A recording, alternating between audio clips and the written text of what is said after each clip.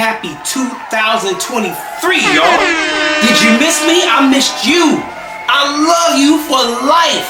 That means all the way up until infinity. We're going to wish for prosperity in 2023. We're going to wish for generational curses to be broken. And wait a minute. Let's get this. Let's get it out. Oh, Lord, I wish that we can come together. Crazy. Your hater want to see but God gonna give you double. Yes! Yes! Oh!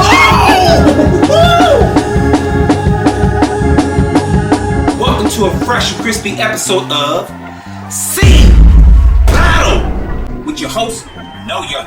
And this show is about 3 contestants battling it out for the top prize of Best Scene.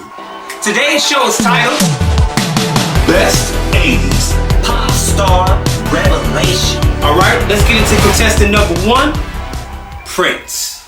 Dearly beloved, we are gathered here today. I always associated Prince with kindness and love and actually, gentleness, femininity, androgyny, right? But that's not true. That's not true. Prince was a pimp. And Prince was mean. Listen, don't shoot the messenger, I'm just telling you. He was not the nicest guy. Fact number 1, Jimmy Jam and Terry Lewis, who used to be in The Time, the group with Morris Day and The Time, they got stuck in Atlanta and they couldn't get a flight because they got snowed in. Basically, they left the tour to produce an R&B group but got stuck in Atlanta and missed their performance. And he just goes, "You guys produce the SOS band. I told you not to produce other groups." He was pissed off, but you know what? He let that tour continue, didn't say a word to them, and then a couple of months later, we go in this little room right off of studio, I think it's Studio 3 that he used to record in, and he just goes, "You're fired." You're fired. That's pretty mean. Then we have Peggy Mack. Peggy Mack was a dope female engineer, one of the only female engineers in the 80s.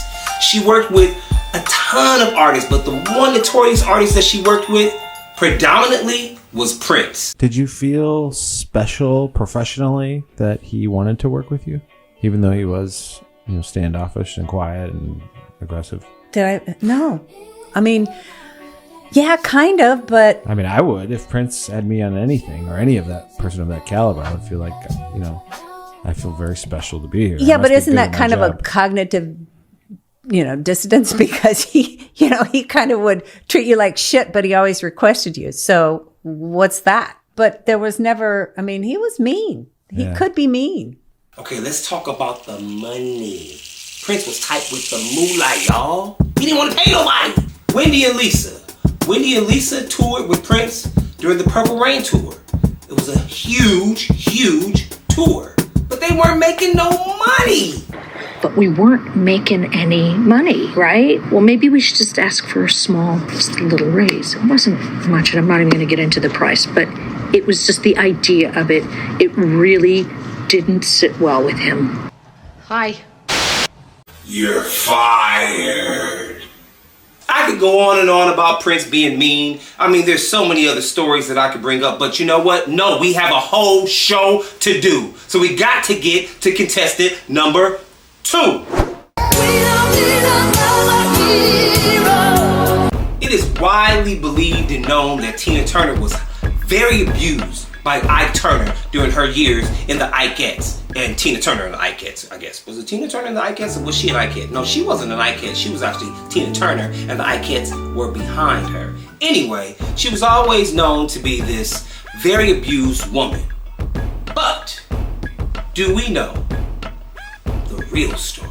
Judge Joe Brown, who is he's a character these days, really. But he tells this story about Tina Turner. I think Tina Turner was his neighbor. Yeah, we saw that. I saw her when she was standing in line at Ralph's Market on Crenshaw Boulevard at the railroad tracks. There were 4 little high school girls went to Dorsey. I was in college, a senior at the time. Tina was standing in front of them. One of them got the nerve Tina turned around and called her a sleazy, greasy bitch. Don't ever talk to me unless I give you permission. The girl started crying. Tina Turner was no damsel in distress. I always thought it to be a little crazy that someone with so much power on stage and so much vitality and strength on stage and just I don't know, just very powerful could be so demure and fragile behind the scenes. I just never looked at Tina Turner. I mean, think about it. Tina Turner was a rock star with all of the men.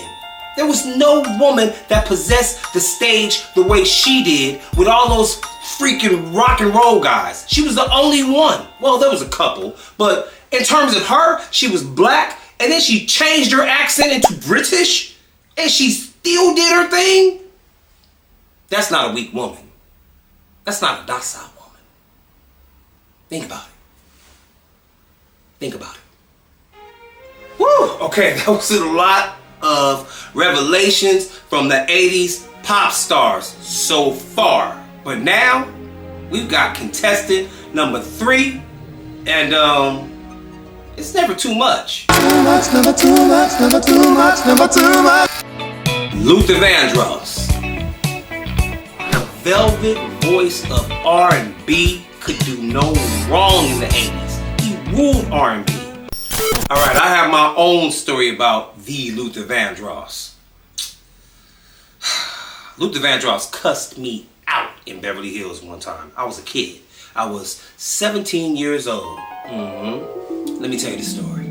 Okay, so I'm driving my car down. I just got this car. It was a Ford Escort station wagon, and I thought I was styling. I didn't really think I was styling. I was just happy to have a car. I was a kid with a car. Boom. I was extremely happy to have a car because I've been catching the bus all my life, and I needed a vehicle, and I got me a nice snazzy one, a 19, I don't know, what was it? It was an 80 something, but it was a bucket, but it was my bucket. But you know what wasn't a bucket? That sound system. I picked the car for the sound system. That's what I picked it for.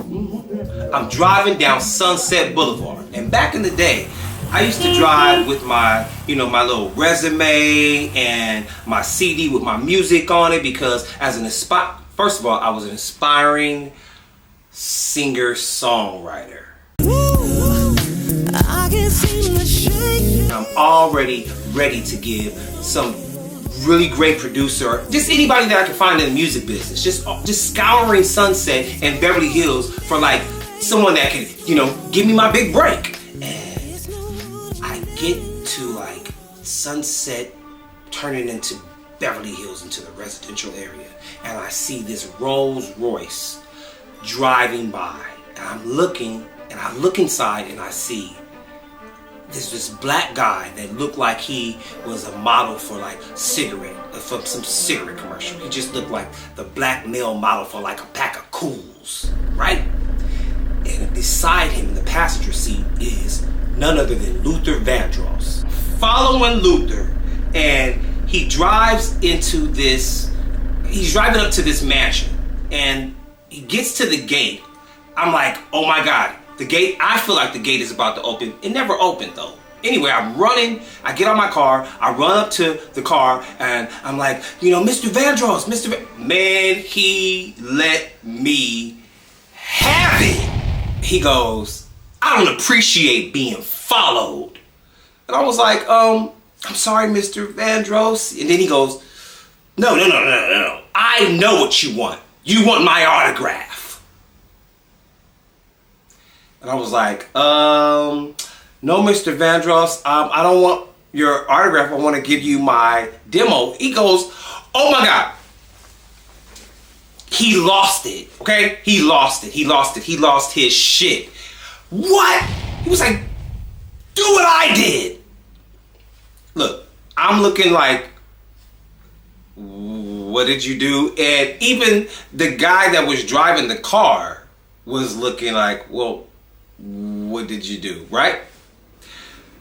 So I said, well, what did you do? Oh my God, he got even more upset. He just blew a gasket. He said, look on the back of my albums.